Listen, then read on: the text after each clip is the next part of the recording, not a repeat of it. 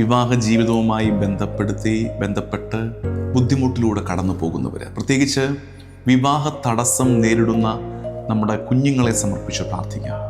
ഈ സ്വർഗത്തെ വെഡ്ഡിങ് ഫീസ്റ്റായിട്ടാണ് അവതരിപ്പിച്ചിരിക്കുന്നത്, വിവാഹ വിരുന്നായിട്ടാണ് അവതരിപ്പിച്ചിരിക്കുന്നത്.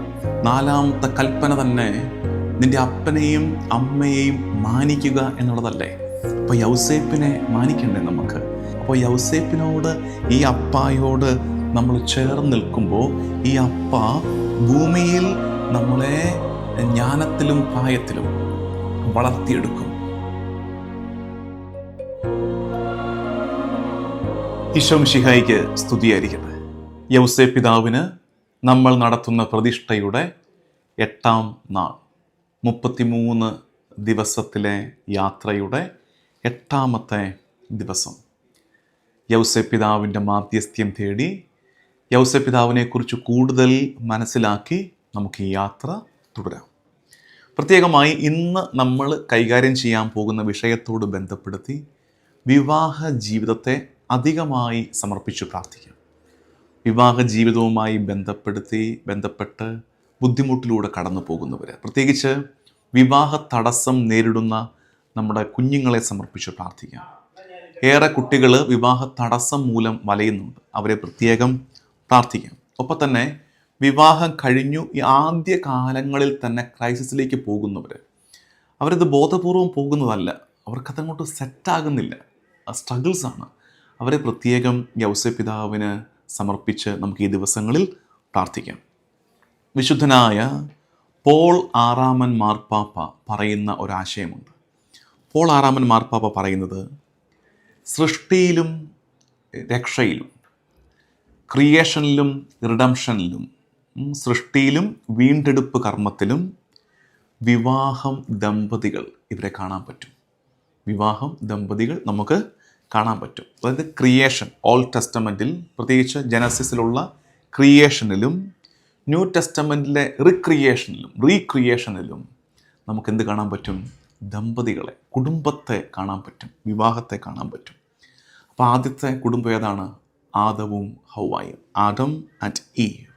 അവരിലൂടെ പാപം പ്രവേശിച്ചു. ആദ്യത്തെ കുടുംബത്തിലൂടെ പാപം പ്രവേശിച്ചു.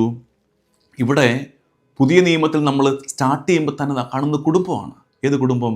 യൗസേപ്പിൻ്റെയും മറിയത്തിൻ്റെയും കുടുംബം. ആ കുടുംബത്തിലൂടെ രക്ഷ ലോകത്തിലേക്ക് പ്രവേശിച്ചു. Salvation spread to the world. അപ്പോൾ കുടുംബം അടിസ്ഥാനമാണ്, കുടുംബം പ്രധാനപ്പെട്ടതാണ്.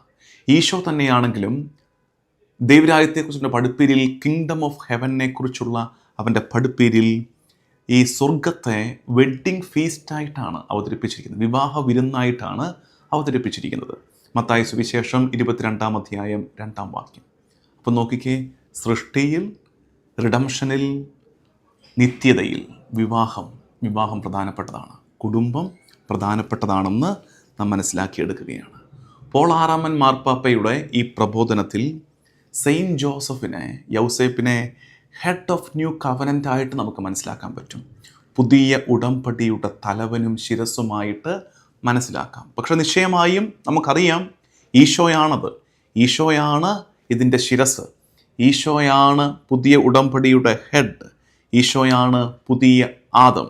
ഈശോയിൽ നിന്നാണ് മനുഷ്യകുലം ഉറവയെടുക്കുന്നത്, ഈശോയിൽ നിന്നാണ് ഹി അലോൺ ജനറേറ്റ്സ് ഹ്യൂമാനിറ്റി.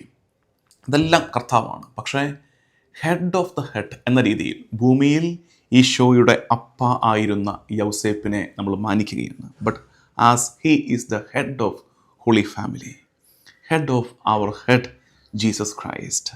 അപ്പോൾ യൗസേപ്പിനെ നമ്മൾ ആ രീതിയിൽ തിരിച്ചറിയുകയും മാനിക്കുകയും ചെയ്യുകയാണ്.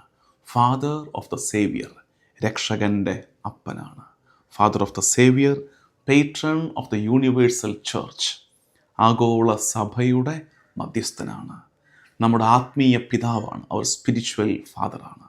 ആ രീതിയിൽ യൗസേപ്പിനെ നമ്മൾ മാനിക്കുന്നു. 4ാമത്തെ പ്രമാണം തന്നെ, ദൈവകൽപ്പനകളിൽ 4ാമത്തെ കൽപ്പന തന്നെ നിൻ്റെ അപ്പനെയും അമ്മയെയും മാനിക്കുക എന്നുള്ളതല്ലേ. അപ്പോൾ യൗസേപ്പിനെ മാനിക്കണ്ടേ നമുക്ക്? യൗസേപ്പിനെ മാനിക്കാതിരുന്നാൽ ഈ കൽപ്പനയുടെ ലംഘനമായിട്ട് അത് മാറില്ലേ? അത് ദൈവനിഷേധമായിട്ട് മാറില്ലേ?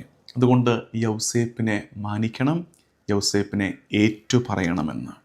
അപ്പോൾ നമ്മൾ ഈ പറഞ്ഞു വന്നത് വിവാഹത്തിലൂടെ വന്ന് നമ്മൾ യൗസേപ്പിനെ ഈ പുതിയ രക്ഷാകര കർമ്മത്തിൽ, ഈ പുതിയ ഉടമ്പടിയുടെ ഹെഡാകുന്നു.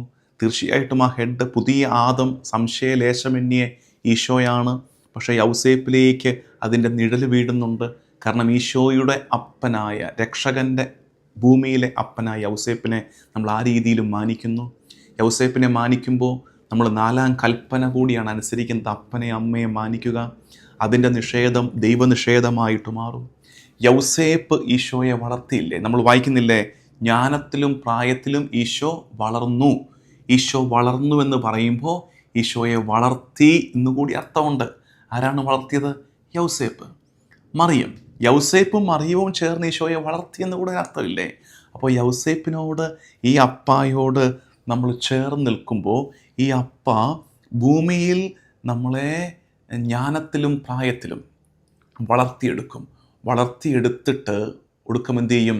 സ്വർഗത്തിലെ വിരുന്നിന് ഇരിക്കാൻ തക്കവിധം ശുദ്ധവസ്ത്രങ്ങൾ കൊണ്ട് നമ്മളെ ഒരുക്കിയെടുക്കും. അതായത് പ്രോപ്പർ അറ്റയർ. ചോദിക്കുന്നില്ലേ, നിൻ്റെ വസ്ത്രം, വിവാഹ വസ്ത്രം എവിടെ? ആ വിവാഹ വസ്ത്രം നൽകി നമ്മെ ഒരുക്കിയെടുത്ത് സ്വർഗീയ വിരുന്നിന്, ഹെവൻലി ഫീസ്റ്റിന് നമ്മളെ ഇരുത്താൻ യൗസേപ്പ് നമ്മളെ സഹായിക്കുമെന്ന്. Saint Joseph help us to go to heaven. സ്വർഗയാത്രയിൽ യൗസേപ്പ് നമ്മെ സഹായിക്കും. ആദം സ്വർഗത്തിൻ്റെ കവാടം മനുഷ്യകുലത്തിനു നേരെ അടച്ചു കളഞ്ഞെങ്കിൽ, പറുദീസായുടെ വാതിൽ നമുക്ക് നേരെ അടയാൻ ആദം കാരണമായെങ്കിൽ, ഇവിടെ പുതിയ നിയമത്തിലെ കുടുംബത്തിൻ്റെ തലവൻ യൗസേപ്പ് നമുക്കായി സ്വർഗത്തിൻ്റെ കവാടം തുറന്നു തരുന്നു, നമ്മളെ സ്വർഗത്തിലേക്ക് നയിക്കുന്നു. എങ്ങനെയാണ് സ്വർഗത്തിലേക്ക് നയിക്കുന്നത്? സ്വർഗത്തിലേക്ക് പോകാനുള്ള ഏക വഴിയായ തൻ്റെ പുത്രനിലേക്ക്, മിശിഹ തമ്പുരാനിലേക്ക് യൗസേപ്പ് നമ്മെ നയിക്കും. Yauseppu, saint Joseph will guide us to Jesus Christ and thus we will reach heaven. സ്വർഗത്തിലേക്കുള്ള ഏകപാതയായ ഈശോയിലേക്ക് യൗസേപ്പ് പിതാവ് നമ്മെ ഒരുക്കി നയിക്കുകയും അങ്ങനെ ആത്യന്തികമായി നമ്മൾ സ്വർഗം പ്രാപിക്കുകയും ചെയ്യും. അതുകൊണ്ടാണ് തിരുസഭയിൽ എല്ലാ വിശുദ്ധരും യൗസേപ്പിനോട് വലിയ ഭക്തിയുള്ളവരായിരുന്നു. എല്ലാവരുടെയും ഭക്തി അത്രമേൽ വെളിപ്പെട്ടിട്ടില്ല, അത്രമേൽ അവർ ഏറ്റുപറഞ്ഞിട്ടില്ല. കാരണം തിരുസഭയിൽ യൗസേപ്പിനോട് ഡിവോഷൻ ഡെവലപ്പ് ചെയ്ത് വന്നത് വളരെ സാവധാനമാണ്, സ്ലോലിയാണ്. അപ്പോൾ അവർക്കെല്ലാവർക്കും അത് ഏറ്റുപറയാനോ എഴുതാനോ ഒന്നും പറ്റിയില്ലെങ്കിലും എല്ലാ വിശുദ്ധരും യൗസേപ്പിനെ മാനിച്ചിട്ടുണ്ട്, യൗസേപ്പിനോട് വലിയ ഭക്തി പുലർത്തിയിട്ടുണ്ട്. Joseph is considered as the delight of saints. വിശുദ്ധരുടെ ആനന്ദമെന്നാണ് യൗസേപ്പിനെ നമ്മൾ മനസ്സിലാക്കുന്നത്. കഴിഞ്ഞ വർഷം നമ്മൾ നടത്തിയ ആ 10 പ്രഭാഷണങ്ങളുടെ സീരീസിൽ ഫസ്റ്റ് എപ്പിസോഡ് ഒന്ന് പോയി കാണണം. നിങ്ങളത് കണ്ടുപിടിക്കാൻ വലിയ പാടില്ല. നമ്മുടെ ചാനലെടുത്താൽ, ഞാനത് ഓൾറെഡി വാട്സാപ്പ് ഗ്രൂപ്പിലേക്ക് ഷെയർ ചെയ്തിട്ടുണ്ട്, ഫീഡ് മൈ ഷീപ്പിൻ്റെ ഗ്രൂപ്പിലേക്ക്. ഇനി വാട്സാപ്പ് ഗ്രൂപ്പിൽ ഇല്ലാത്തവർ സങ്കടപ്പെടേണ്ട. നിങ്ങൾ നമ്മുടെ ചാനലെടുത്താൽ അതിൽ പ്ലേ ലിസ്റ്റുകൾ നോക്കണം. പ്ലേ ലിസ്റ്റ് നോക്കുമ്പോൾ കുറേ താഴെ യൗസേപ്പ് പിതാവിൻ്റെ പ്രഭാഷണങ്ങൾ കാണും. 1 വർഷം പഴക്കമുള്ള ഒരു പ്ലേ ലിസ്റ്റ് കാണും. അതിൽ എടുത്തു നോക്കുക. ഒന്നാമത്തത് വിശുദ്ധരിൽ ഒന്നാമൻ, വണക്കത്തിലൊന്നാമൻ, മാലാഖമാർക്ക് മുകളിൽ യൗസേപ്പ്. അതാണ് പറയുന്നത്. അവിടെ വിശുദ്ധർ, ഓരോ കാലഘട്ടത്തിലെ വിശുദ്ധർ, മാർപ്പാപ്പമാർ എങ്ങനെയാണ് യൗസേപ്പിനെ മാനിച്ചതെന്ന്, ഏറ്റുപറഞ്ഞതെന്ന്, എങ്ങനെയാണ് യൗസേപ്പ് വിശുദ്ധരുടെ ആനന്ദമാകുന്നതെന്ന് പറഞ്ഞിട്ടുണ്ട്. അതിരുന്ന് കേൾക്കുക. അതാണ് ഇന്നത്തെ ഹോംവർക്ക്. അതിനോട് ചേർന്ന് നമുക്ക് ലുത്തീനിയായും ചൊല്ലി പ്രാർത്ഥിക്കാം, പാടി പ്രാർത്ഥിക്കണം. ഈ വിചാരത്തോടെ വിവാഹ ജീവിതത്തെ പ്രത്യേകം സമർപ്പിച്ച്, പുതിയ നിയമത്തിൽ രക്ഷയുടെ അധ്യായം കുറിച്ചപ്പോൾ ദൈവം തിരഞ്ഞെടുത്ത ഈ കുടുംബത്തെ ഓർത്ത് നന്ദി പറഞ്ഞ്, തിരുസഭയുടെ പാലകനായ യൗസേപ്പിന് സഭയെ മുഴുവൻ സമർപ്പിച്ച്, നമ്മുടെ യുവജനങ്ങളെ, കുട്ടികളെ യൗസേപ്പിൻ്റെ സംരക്ഷണത്തിന് വിട്ടുകൊടുത്ത് അവരെ നീ പ്രായത്തിലും ജ്ഞാനത്തിലും ദൈവമനുഷ്യ പ്രീതിയിൽ വളർത്തണമേ യൗസേപ്പേ എന്ന് യൗസേപ്പ് പിതാവിൻ്റെ മാധ്യസ്ഥ്യം തേടി നമുക്കൊരുമിച്ച് പ്രതിഷ്ഠാജപം ചൊല്ലി പ്രാർത്ഥിക്കാം. വിശുദ്ധ യൗസേപ്പ് പിതാവിനോടുള്ള പ്രതിഷ്ഠാ പ്രാർത്ഥന. ഓ ഏറ്റവും വന്ധ്യനായ വിശുദ്ധ യൗസേപ്പ് പിതാവേ, അങ്ങയുടെ ബഹുമാനത്തിനായി ഞാൻ എന്നെ തന്നെ പ്രതിഷ്ഠിക്കുന്നു. അങ്ങെപ്പോഴും എൻ്റെ പിതാവും സംരക്ഷകനും രക്ഷയുടെ പാതയിൽ എൻ്റെ വഴികാട്ടിയും ആയിരിക്കുന്നതിനായി ഞാൻ എന്നെ തന്നെ പൂർണ്ണമായി അങ്ങേക്ക് സമർപ്പിക്കുന്നു.